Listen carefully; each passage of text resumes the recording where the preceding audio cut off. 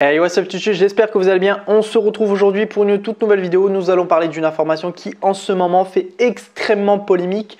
C'est sur la série Squid Game télé-réalité de Netflix qui est en préparation. Comme on nous l'avait annoncé déjà pendant plusieurs mois concernant qu'il allait avoir une suite préquelle entre guillemets à Squid Game. Donc Squid Game saison 2 qui avait été officiellement annoncé et qui sortirait en 2024 qui me semble. Et là en 2023 nous aurons fin 2023 normalement la série de télé-réalité Squid Game.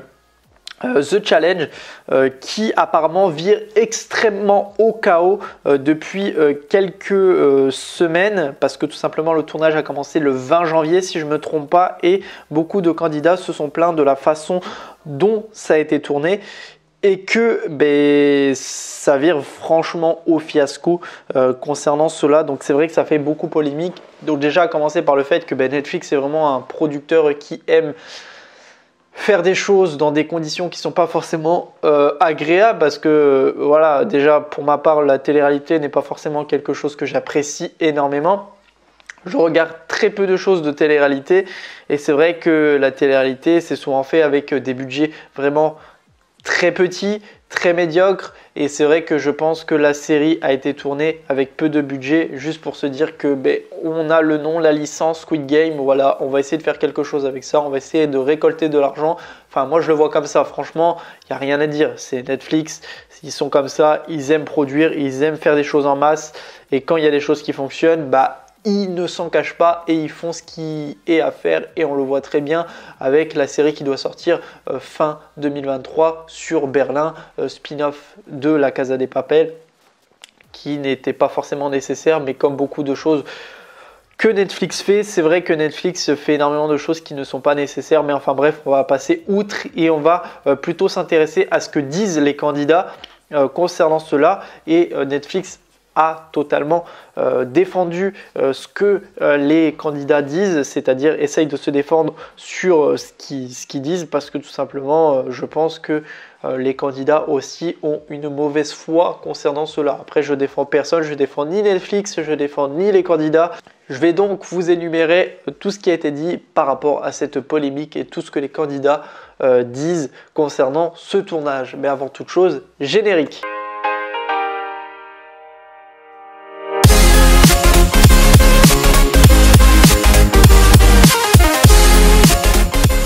Donc déjà pour ceux qui ne savent pas, tout simplement il y a 456 participants, 4,56 millions de dollars. Donc c'est vrai que c'est à cause de ça que énormément de personnes ont envie de participer au jeu. Donc c'est vraiment des candidats qui viennent du monde entier. Ils ont fait tout simplement leur première épreuve, donc l'épreuve du 1, 2, 3 soleil, qui se sont réveillés à 3h30 du matin, qu'ils ont été emmenés dans un hangar qui appartenait apparemment à la Air Force One, donc dans un hangar qui n'est absolument pas chauffé, donc à moins 3 degrés, ils se sont retrouvés dans ce hangar.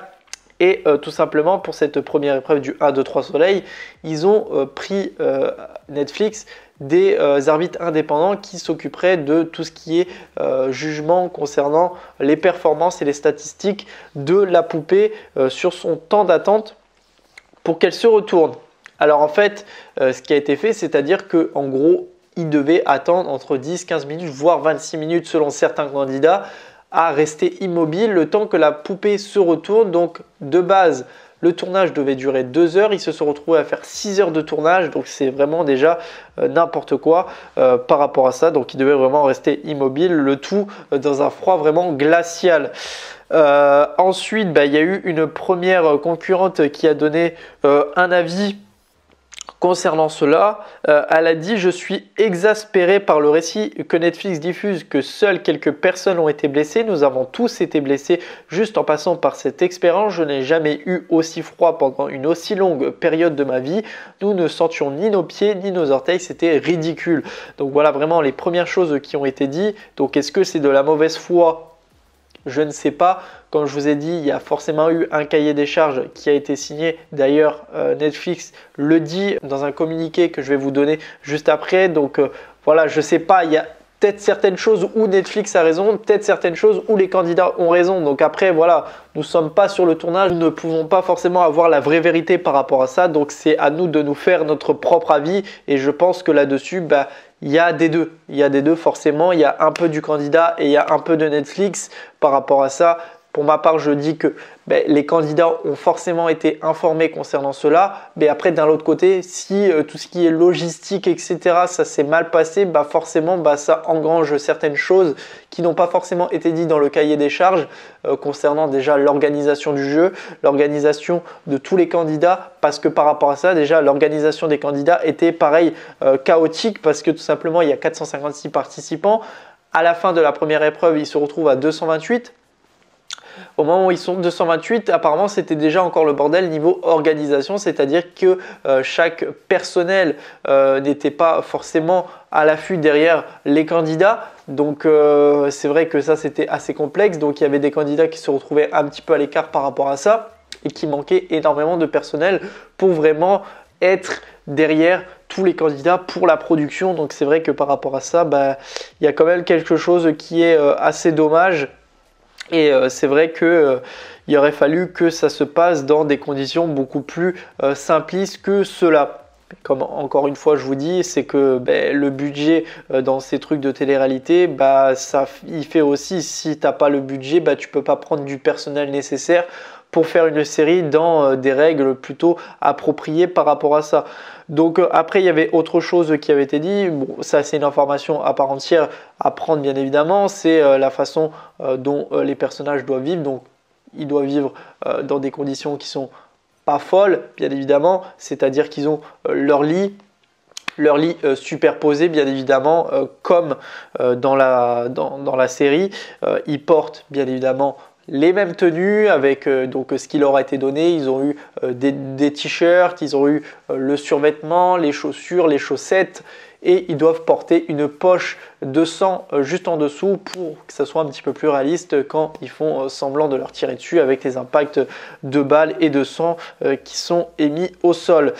Pareil, donc quand ils sont revenus après la fin de cette épreuve, ils n'ont même pas eu de repas au retour de leur hôtel. Donc dans leur hôtel, ils devaient avoir un repas parce que voilà, c'était le moment de manger. Sauf que comme l'épreuve a duré beaucoup plus que prévu, c'est-à-dire 6 heures au lieu de 2 heures, ils n'ont pas eu de repas. Au lendemain, ils se retrouvent avec un vieux hamburger posé devant leur porte de chez McDo qui était tout simplement froid et une salade de la veille.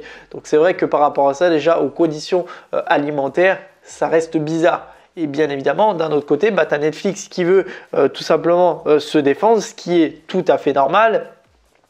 Netflix dit dans un communiqué, en voulant se défendre, Netflix, Studio Lambert et The Garden prennent soin des participants comme l'une de ses plus hautes priorités. Des pauses aux toilettes régulières, de l'eau et de la nourriture sont tout à fait des pratiques standards en production. Tous les concurrents ont été préparés par la production il y a plusieurs semaines qu'ils joueraient à un jeu dans des conditions froides et ont participé en le sachant. Toutes les précautions ont été prises pour s'assurer que le jeu se déroule en toute sécurité. Donc voilà, c'est vrai que d'un côté, tu as tout ce qui est des participants et de l'autre côté, tu as tout ce qui est de la production. Donc bien évidemment, Netflix n'est pas non plus le roi du monde en se disant oui, tout ce qu'on dit est vrai parce que voilà, c'est nous qui faisons le jeu. Et ouais, si les candidats ont aussi envie de dire leur avis et de dire que certaines choses ont été faites dans des conditions qui ne sont pas normales, voilà, comme j'ai dit, c'est à prendre avec des pincettes, c'est à prendre des deux côtés et à savoir comment cela va être fait. Donc comme je vous ai dit, moi je ne suis pas forcément pour de tout ce qui est télé-réalité. On pouvait très bien attendre pour une suite de cela, mais voilà, Netflix aime toujours faire des choses, aime toujours surfer sur le succès. Donc par rapport à ça, c'est vrai que c'est assez dérangeant et on verra en tout cas quand tout cela sortira. Mais c'est vrai qu'on n'est qu'au début du tournage et c'est déjà vraiment un gros chaos. À voir par la suite. En tout cas, j'espère que cette vidéo vous aura plu sur ces informations. Dites-moi dans les commentaires qu'est-ce que vous pensez de tout cela. Est-ce que cette série de télé-réalité vous intéresse ou pas? Moi, ça ne m'intéresse pas forcément, mais je regarderai par curiosité de la façon dont ça a été fait. Et j'en ferai bien évidemment une critique en temps voulu. N'hésitez pas à liker la vidéo, la commenter, la partager, surtout vous abonner. On se retrouve très prochainement pour une toute nouvelle vidéo. Allez, salut tout le monde, peace!